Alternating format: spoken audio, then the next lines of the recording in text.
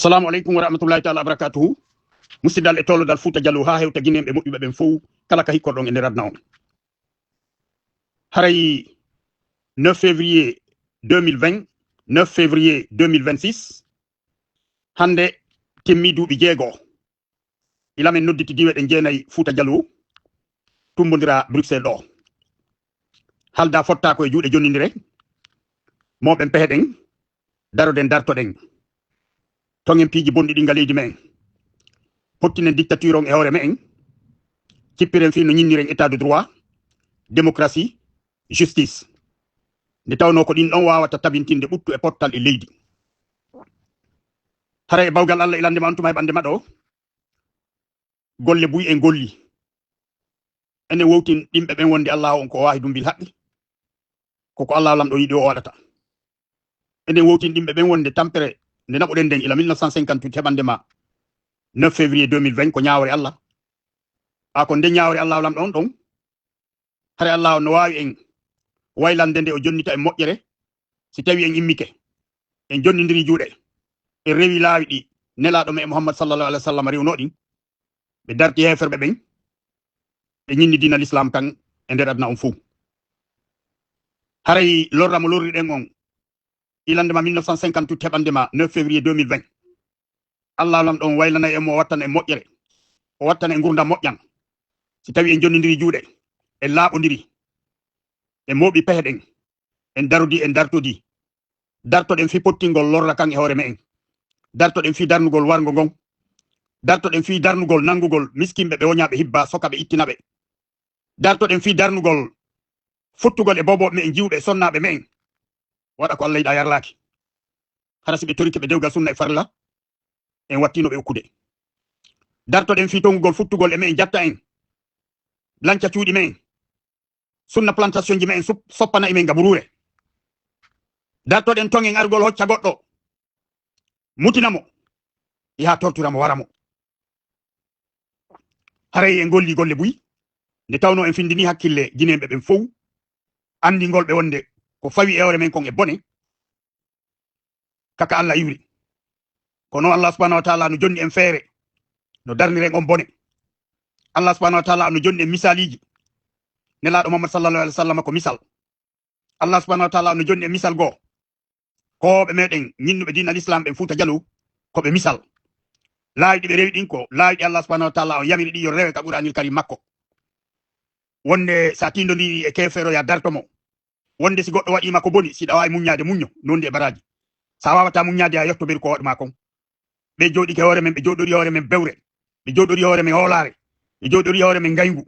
be jodori hore men hiidede be jodori hore men manti aw Allah lam do wadi noddango men noddi gon nana nota muradu mojjuru baari lamu ngun denjike alfa konde on tuma denjike be dabbi lo a ngandibe be jonni be jawdi be wi ko be sortu ko de CFD be golli golle bonde ha weta ngo ande den golle bonde mabbe tampini en kono e bawgal Allah be waawali libude CFD be waawata libude CFD sabu CFD e misal ko sinca e muyal Allah CFD ko rewi gonga CFD immaki bagagol goddo CFD immaki jattugol goddo CFD ko immi ko tongugol warede waranede hippede njaggede hara wonya hibba CFD ko be cippirde fi buttu e portal galeji men buttata fottetaake si wobbe no mantori dole no jaggude wobbe buttata fottetaake si wobbe no jetti jawle de afuden den no nyaamude de no dawde en no jettude ko hedditi kon soda pinkas en woli wara en buttata fottetaake si te wobbe no miiji leydi ko kambe jeyndi harabe miiji be leydi ko kambe jeyndi wona hobbe leydi nin ko ina kambe no wodi ta kambe be tawi no wodi jeybe lagine no wodi be porto be tawi lagine ko Fouta Jallow porto be tawi lagine ko lutti kon ko caami to jetta ko takka e Fouta Jallow fami be ngande kambe jey leydi lagine nin no holla bewre no holla manti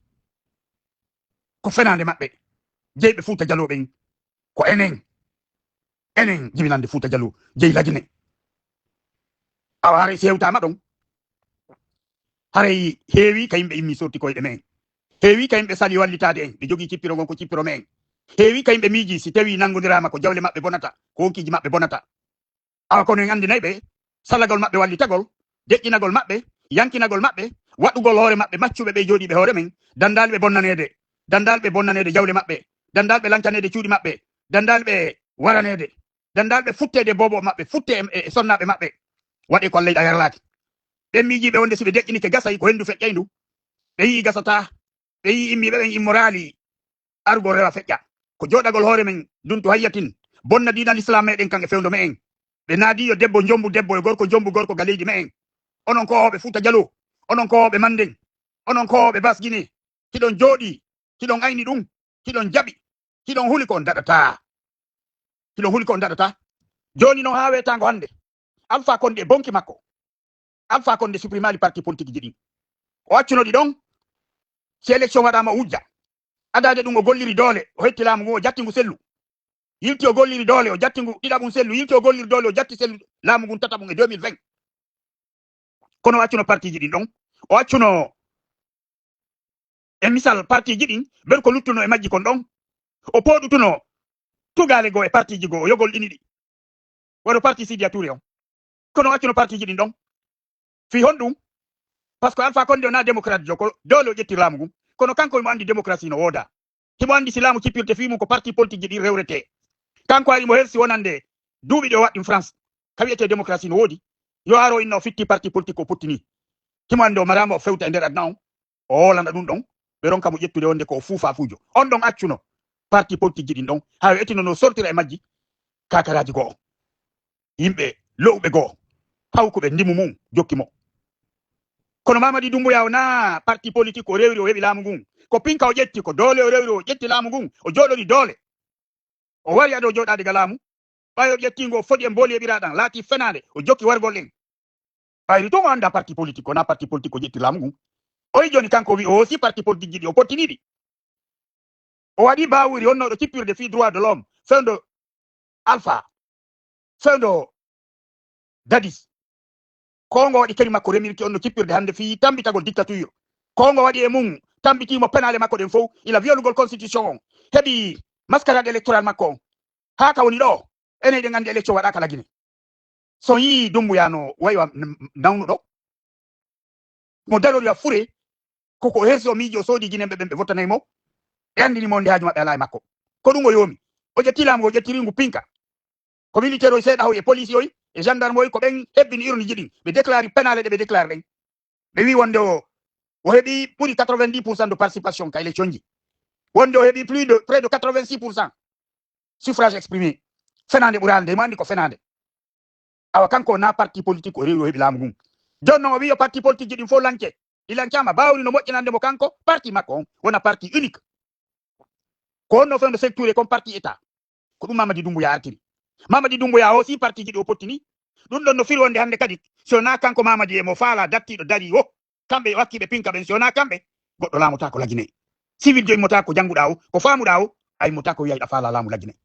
so na wakkoɗa ko ɓe wakki kon joni no institution international ji ɗin daginaniɓe ɗum CEDEAO ko immiɓe wi o ɓe suspandi la Guinée ɓe yilti ɓe ari ɓe immini ko yata 120 observateur yo ɓe aru ɓe dagina mascarade électoral Doumbouya on ɓawi ɓe jonna jawle ɓe dekkiɗe o yi ɓawo ko mascarade électoral on waɗa kon CEDEAO wi wonde hande kadi ɓe itti sanction ji ɗi ɓe waɗi hoore la Guinée par ce que ɓe weltori élection ji ɗi o andi ɓen ɗon dagini wonde hande kadi ko pinka lamorte ɓe dagini hedditiɓe mi ala wolde fi maɓɓe hiɗon andi wonde ɓay tun jawle men ɗe ɓe nokkude ɗe ɓe yaltina ɓe fof ɓe tambitike Mamadi ɓurɓe ɓe maɓɓe kono ɓen ɗon no tambiti Mamadi ha kiɓɓen sen kiɓɓi ɓe andi koyenen wondi e gonga ɓe tawi wonde hiɗen darti ɓe tawi wonde so tawi ɓe ɗoftaki intérêt ji maɓɓe ɗi bona e leydi ndin heɓen maraji ɗo ɓen ko intérêt ɓe jokki joni noon kono andi Guinéen ɓe holonoɓe parti politique jokkunoɓe no habbi yo élection waɗu candidat jo maɓɓe on votani o gagnant hande parti politique woppama wallinama sago Allah sago mon kono andi so wona maccuɓe ɓe haali tagge e so yimmoto waɗo gingil ga ɓernde mo pottino hisido e hasadu e menen komin ɓe maali menen komin ɓe laaɓe menen komin ɓe mamu menen komin ɓe tuge pottino ɗum Allah huuɗi on leƴƴi yaagal suudu yaagal so tawi gonga Allah on fandama rewede ɗaɓɓitede Allah lamɗo huuɗi on ɓaɓangol hoore mum si tawi fewnike ka fii dina meɗen kan cippire ka tabita mawɓe meɗen ɓe jonninirde juuɗe ko cuuɗi ciwɗi ɓe ardi ɓe mooɓi ɓe jonninir juuɗe ɓe cippiri ɓe hetti gonga on ko ɗi cuuɗi arno fotti timbi tunni en 1734 ɓe ƴuwodirani ɓe teddodiri ɓe joɗɗini administration Fouta Jallo on ɓe créé état théocratique on ɓe toɗɗi lanɗo on ollan do toddi lambe diwe den be sendi gebe den ko gandal e faamu e barki wadi dum alda e barki wetango hande immido wi kanyum wada e mojobu senda e fulbe futa jaloben ya Allah lamdo yiluɓe ɓe ngo fewna ɓe Allah ta tikkere makko nen kanko Allah jippo e ɓen sabu laayi maɓɓe bonɗi ɗin sabu sendugol en sabu cukkagol en sabu lorrugol en sabu daragol bonna dina meɗen kanga leydi men sabu daragol wona sabu e miskinɓe ware yo miskinɓe weeline ɓe huɗaɓe jooɗike hoore men ɓe mbiji ɓe jooɗike handi tagge ɗum ko fenande maɓɓe ami andini on no ala no Allah wawira fewdo kay miiji ɗo ɓe holike Allah on ko fewno ɗo wayrtata ɓe andina ɓe lamɗo on ko kanko Allah lanɗo on ko kanko Allah lanɗo on ko kanko tun Allah komo Allah subhanahu wa ta'ala on halfini jeɓu laamu wo werngel o hettani on tingel on ti fewjata si Allah lamɗo woniri waytugol ɗum o waylitayi hade on to guitemo yiyon koni feƴƴude anna on kon si Allah lamɗo on addi ndiyan o yoolay kala ko faala yolude so addi hen do naɓay kala ko faala naɓude so addi yiite o juɗay kala ko faala judde hadi uddi to guitemon ɗe yiyon mango Allah ngun mawgal makko ngal hulonmo kanko Allah subhanahu wa ta'ala on salo ɗon waɗugol hoore mon maccuɓe ko yinkol fuufa fu weyi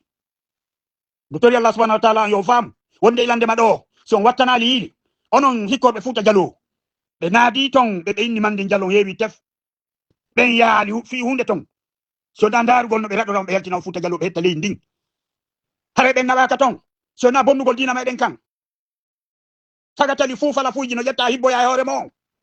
fuuta jalo ɓe yoɓaki ɓengu